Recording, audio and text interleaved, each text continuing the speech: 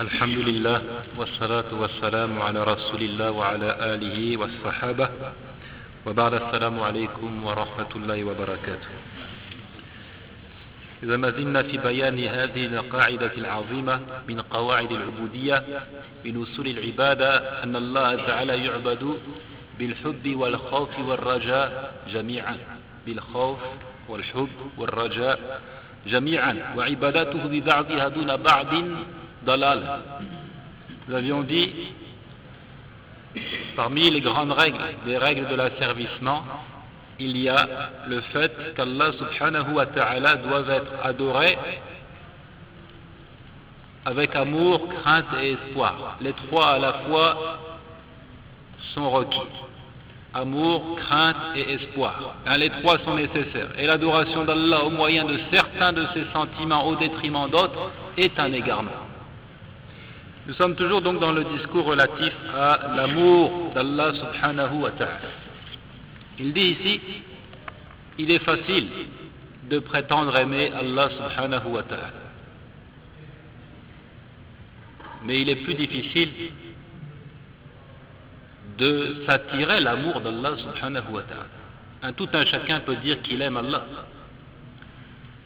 Et peu importe,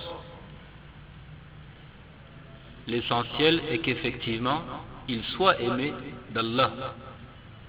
C'est pourquoi les juifs et les chrétiens ont dit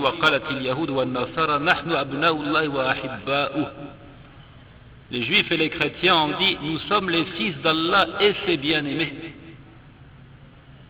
Dit pourquoi donc vous châtie-t-il pour vos péchés?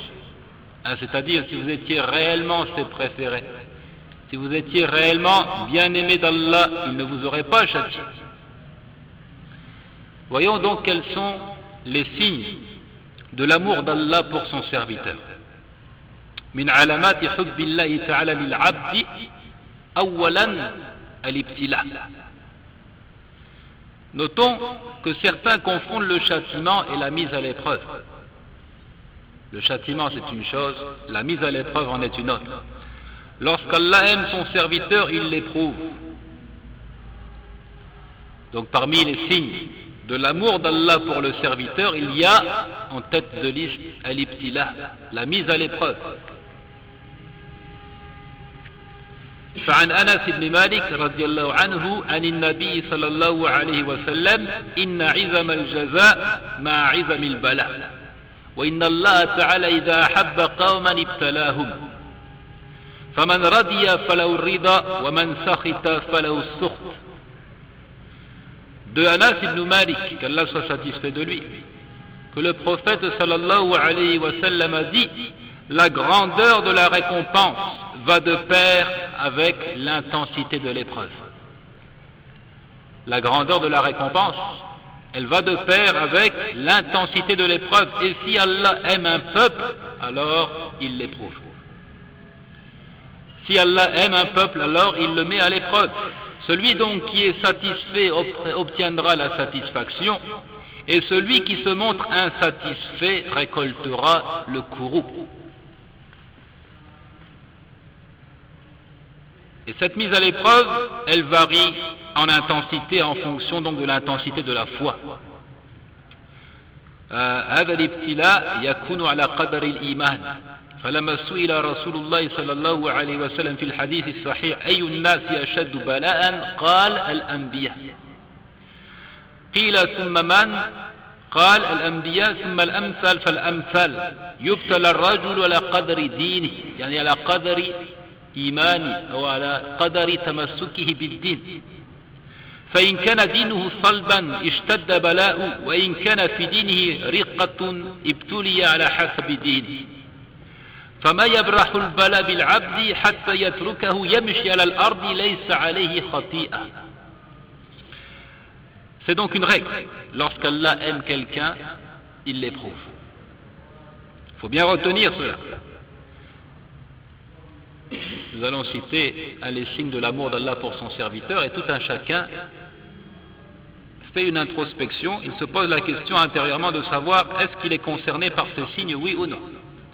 Est-ce qu'il rencontre beaucoup d'épreuves à travers son existence, oui ou non. Cette mise à l'épreuve varie donc en fonction de l'intensité de la foi. Dans le récit authentique, lorsque le prophète alayhi salatu wa salam fut interrogé, lequel des gens est donc le plus éprouvé? Il dit, les prophètes, puis ceux qui leur ressemblent le plus, puis ceux qui leur ressemblent le plus, c'est-à-dire qui leur ressemblent dans l'attachement à la religion, dans l'intensité de la foi. Il dit, alayhi salatu wa salam, l'individu est éprouvé selon son attachement religieux. Si son engagement à la pratique de la religion est fort, alors l'épreuve s'intensifie. Et si son attachement est léger, alors l'épreuve correspondra à cela. L'épreuve ne cesse de toucher le serviteur jusqu'à ce qu'elle le laisse marcher sur terre débarrassé de tout péché. C'est ça l'intérêt de la mise à l'épreuve, de la maladie, de la pauvreté et bien d'autres formes de mise à l'épreuve.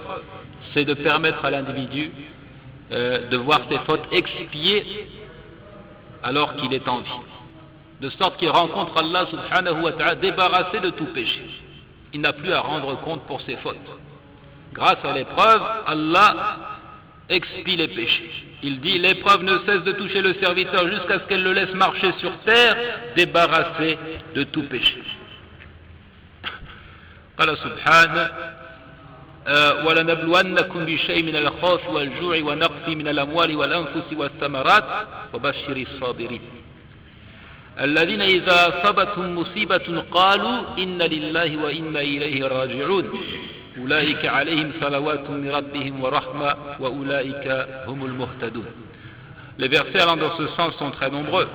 Les versets qui parlent de la mise à l'épreuve et qui exhortent le croyant à l'endurance, à la patience. Verset 155 du chapitre 2. Et nous vous éprouverons par un peu de peur, de faim, de diminution de biens, de personnes et de fruits. Fais donc bonne annonce aux endurants. Ceux qui disent lorsqu'une calamité les touche, nous sommes à Allah et vers lui nous retournons. Sur eux, les prières de leur Seigneur et la miséricorde, et ils sont les bien guidés. Sur eux, les prières de leur Seigneur et la miséricorde, et ils sont les bien guidés. Donc on nous exhorte, n'est-ce pas, à l'endurance. Wabashiri sabirin, et fais bonne annonce aux endurants. Il y a un point concernant ce verset, je vais le souligner ici au passage.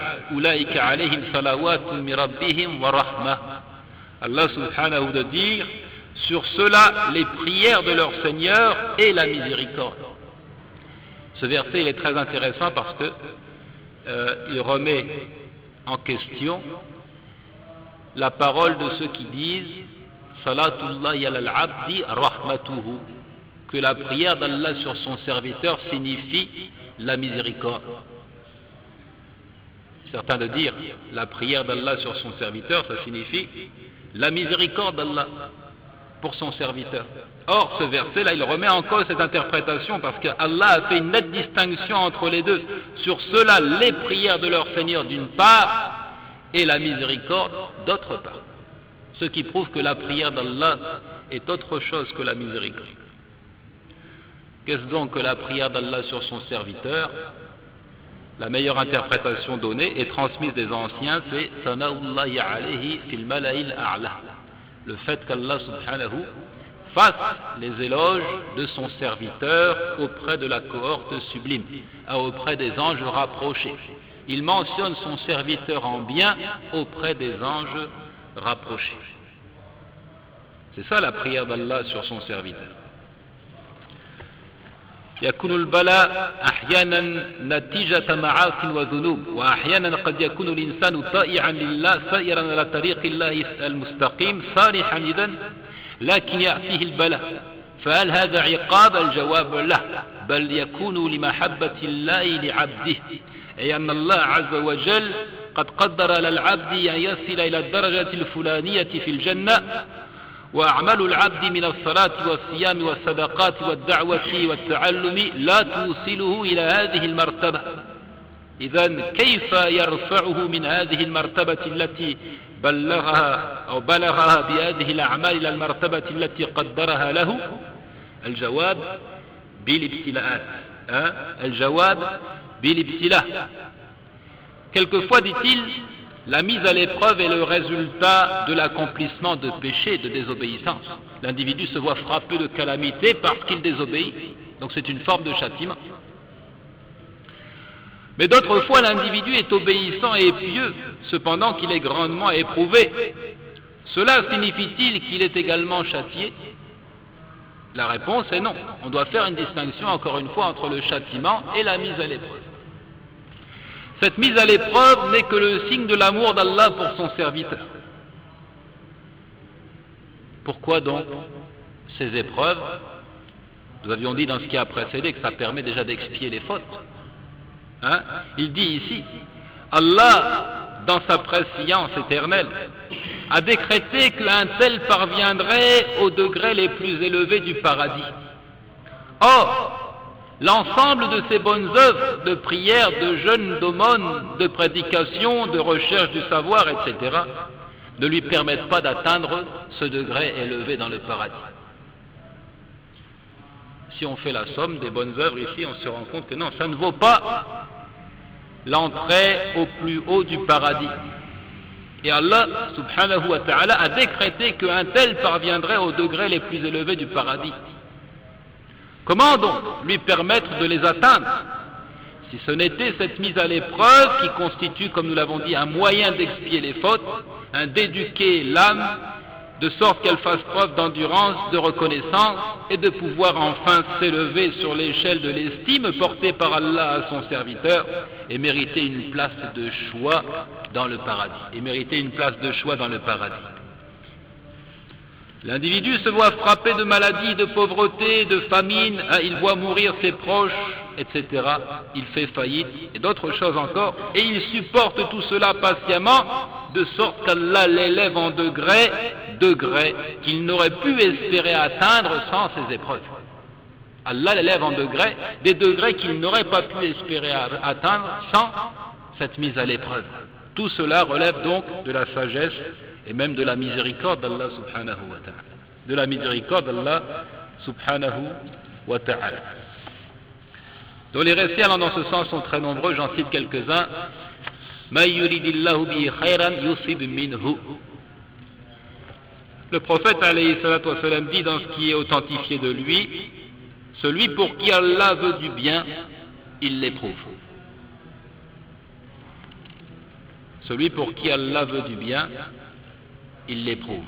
Il dit également, alayhi salatu wa salam, dans le récit de Aïcha chez l'imam Muslim, Ma min musibatin tusibul mu'min illa kaffara Allahu biha anhu hatta shawkatu tushakkuha. Il dit, pas une calamité ne frappe le croyant sans qu'Allah, par ce biais, expie ses fautes, jusqu'au moyen de l'épine qui le pique. Même une simple piqûre due à une épine permet, n'est-ce pas, d'expier certains péchés. Sans exagérer, on peut dire qu'une piqûre de moustique même permet d'expier certaines fautes.